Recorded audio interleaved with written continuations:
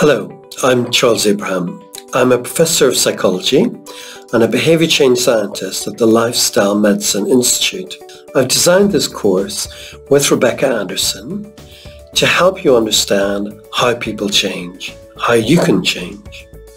Hi, I'm Dr. Rebecca Anderson. I'm a postdoctoral research psychologist and behaviour change scientist, and I'm here with Charles to help you on your change journey. Before we start, I just want to say that change is something that we all have to deal with at some time in our lives.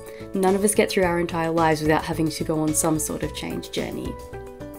What that means for you is that you're not alone in this. Many of us have been standing where you are at the moment, and we've all had our own change challenges that we've had to face. Remember that while your change journey may not always be easy, it is normal and it is absolutely achievable. It can be done. So if you're finding your change journey challenging or frustrating, come and think it through with us. Remember that we know what it feels like, we want you to get there, and we will do our best to make sure that that happens. We're here to help.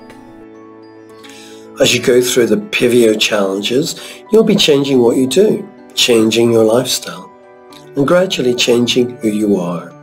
Sometimes change is easy. We just start doing something different. We do it today, tomorrow, next week, next month. Now we've made the change. Sometimes change is challenging. We have to work at it over time to get it right.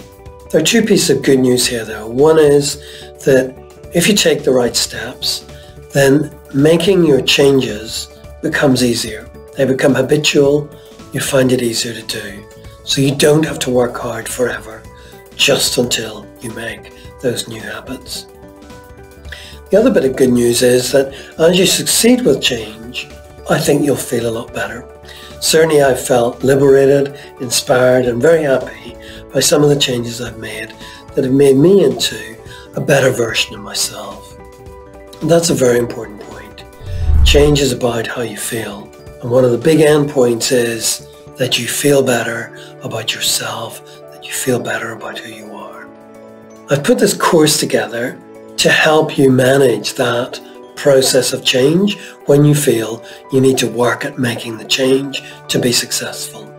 And I hope it's going to be helpful to you.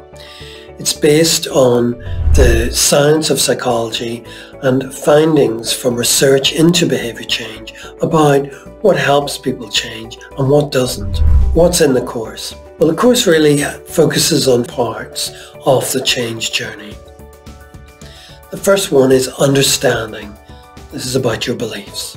The second part is about your motivation, what you really want to do and what you're able to prioritize on a day-to-day basis. The third, which is critical to motivation, is confidence.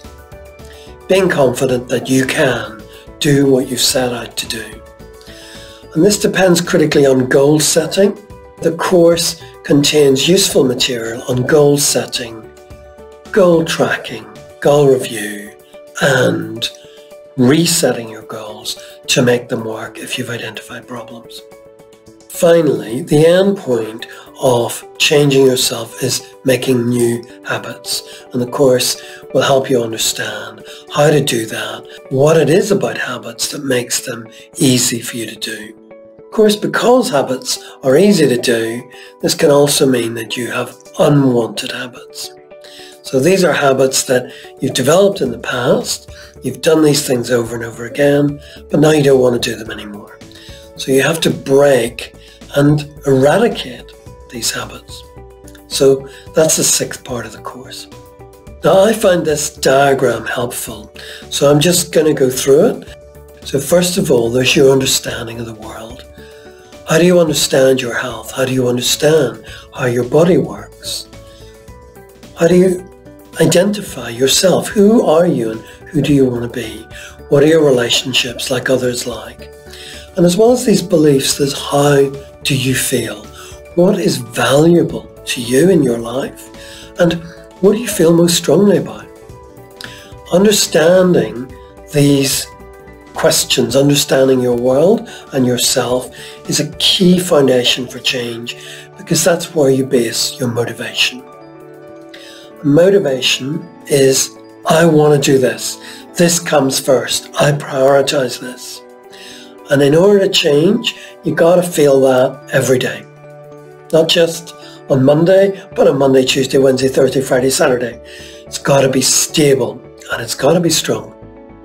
A key part of strong motivation is feeling confident. I know I can do this.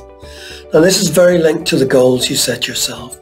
If you set yourself goals that are unattainable for you, they're just unrealistic, then you'll fail and your motivation will decline. So building confidence is about setting the right goals and being motivated for success. Psychologists call this practice for mastery, and it is the way to change. Attainable goals where you make gradual steps over time, where you keep succeeding and build habits, is the way to change. So you can see here in the blue boxes, this is about goal attainment. So you set your goal, you track it, you think, how well am I doing? Get feedback. Yes, I've made a great start. Yes, I'm doing well. And then you might also identify problems. I'm not doing that so well on that day in that way. What can I do? Is there a barrier I can take away? Do I need to do this on a different day? Is there a problem that I can overcome here? And then reset my goal. Go right back to goal setting and set it again. But this time set a better one that you're going to succeed with. And as you go around that cycle of goal setting and goal achievement, then you practice. You practice the new action that you want, the new part of you. And as you practice and practice and practice, you will develop new habits. And that's when change becomes easy, or indeed just taken for granted. You've done it. You just keep doing it. You don't need to think about it as change anymore. It's part of you. And then just to repeat what I said a minute ago, there are some habits that we've developed, partly in the way I've just described and as shown in this diagram. But these are habits that we no longer want. They may be undermining us. They may be stopping us doing what we want to do. So how do we break habits? And that's part of what the course is about as well. The process of breaking habits is actually the exact opposite of making habits. You've got to make it difficult to do that thing that you don't want to do anymore. You've got to change how you feel about it. You've got to undermine it. I hope you enjoy this course. Feel free to look at any part of it, to look at it in any order, to look at parts of it a number of times, whatever helps you. But these are the processes of change that research shows help people change and have helped many people, and I hope will help you. So good luck with making those changes and learning how to change yourself.